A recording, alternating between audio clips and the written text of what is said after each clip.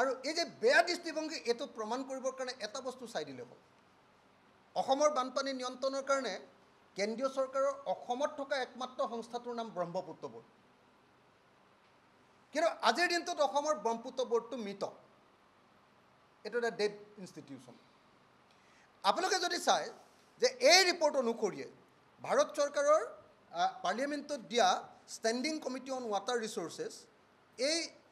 report অনুসৰিয়ে আমাৰ অসমত যিটো ব্ৰহ্মপুত্ৰ বোৰ্ড আছে সেই ব্ৰহ্মপুত্ৰ বোৰ্ডত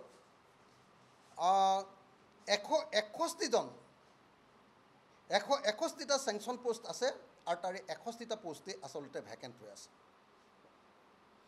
আৰু অসমৰ টেকনিকেল সেইটো technical post non technical post আছিলে অসমত 154 আৰু 254 পোষ্টৰ ভিতৰত 168টা 254টা পোষ্টৰ ভিতৰত ব্ৰহ্মপুত্ৰ বোৰ্ডৰ 168টা পোষ্টতে এতিয়া ভেকেণ্ট হৈ আছে তাত এতিয়ালৈকে মানুহক নিযুক্তি দিয়া নাই এইটোৱে প্ৰমাণ কৰিছে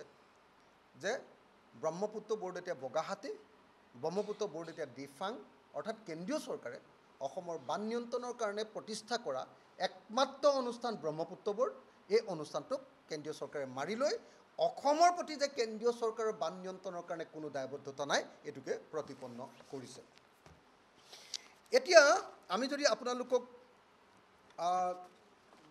কওঁ যে অসমৰ বানপানী নিয়ন্ত্ৰণ কৰিবৰ কাৰণে আজিৰ দিনটোত আচলতে কেৱল এটাই ব্যৱস্থা গ্ৰহণ কৰা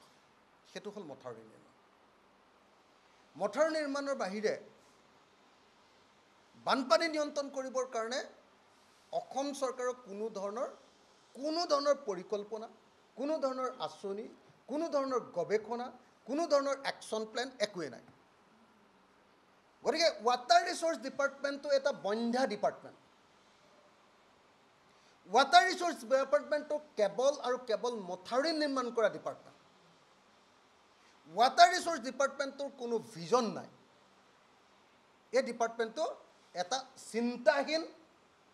আৰু কণ্ট্ৰেক্টৰৰ দ্বাৰা পৰিচালিত এটা ডিপাৰ্টমেণ্টৰ বাহিৰে আন একো নহয় ঠিকাদাৰে নিয়ন্ত্ৰণ কৰা এটা ডিপাৰ্টমেণ্টৰ বাহিৰে আন একো নহয় আজি যদি আমি চাওঁ তেতিয়াহ'লে দেখা যায়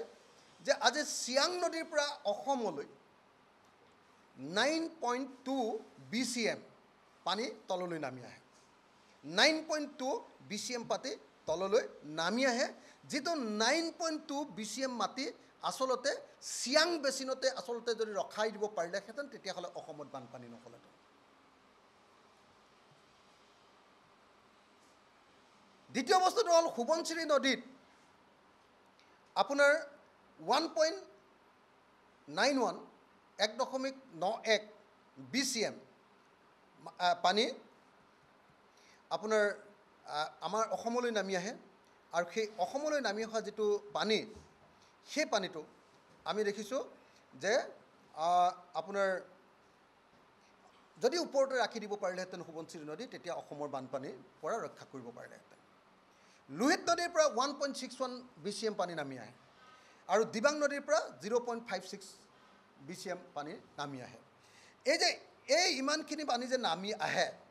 বিলিয়ন কিউবিক মিটাৰ মানে টোটেলটো হ'ল কিমান এই গোটেইকেইটা লগালে যিটো পানী নামি আহে আৰু এই টোটেল যিটো পানী এই টোটেল পানীটো যে নামি আহে এই টোটেল পানীটো নামি আহে যে এই টোটেল যিটো বিলিয়ন কিউবিক মিটাৰ পানী নামি আহে এই পানীখিনি যদি ওপৰত ৰখাব পৰা নাযায় অৰুণাচল প্ৰদেশতে ৰাখিব পৰা নাযায় আৰু তাৰ কাৰণে যদি ইণ্টাৰনেশ্যনেল ৰিলেশ্যন এটা গঢ়ি নুতুলে চাইনা বা তিব্বতৰ লগত তেতিয়াহ'লে কোনোপধ্যে অসমৰ বানপানী সমস্যা সমাধান কৰাটো সম্ভৱ নহয় আনহাতে ভূটানৰ পৰা নামি অহা পানীৰ কাৰণে ভূটানৰ লগত যদি এটা ইণ্টাৰনেশ্যনেল ৰিলেশ্যন যদি মেইনটেইন কৰা নহয় গতিকে অসমৰ বানপানী সমস্যাৰ সমাধানটো অসম চৰকাৰে কেতিয়াও অকলে সমাধান কৰিব নোৱাৰে এইটোৰ লগত এটা ইণ্টাৰনেশ্যনেল ৰিলেশ্যন আছে আৰু দ্বিতীয়তে অসমৰ প্ৰত্যেকখন নদী আন্তঃৰাজ্যিক নদী কোনোবাখন নাগালেণ্ডৰ পৰা নামি আহিছে কোনোবাখন অৰুণাচল প্ৰদেশৰ পৰা নামি আহিছে এতিয়া আমাৰ শিৱসাগৰত আজিৰ দিনটোত বানপানী হৈ আছে দিখৌ নদীৰ পৰা দিখৌ নদী নামি আহিছে নাগালেণ্ডৰ পৰা যদি ষ্টেট গভৰ্ণমেণ্টে নাগালেণ্ডৰ লগত কথা পাতে কোনো গুৰুত্ব নিদিয়ে নাগালেণ্ডে কিন্তু যদি কেন্দ্ৰীয় চৰকাৰে নাগালেণ্ডৰ লগত কথা পাতে তেতিয়াহ'লে নাগালেণ্ডৰ ওপৰতে পানীটো কেনেকৈ ৰাখিব পাৰি তাৰ ব্যৱস্থা কৰিব পাৰে কিন্তু দুৰ্ভাগ্যজনকভাৱে আপোনালোকে যদি চায় তেতিয়াহ'লে আজিৰ দিনটোত চাব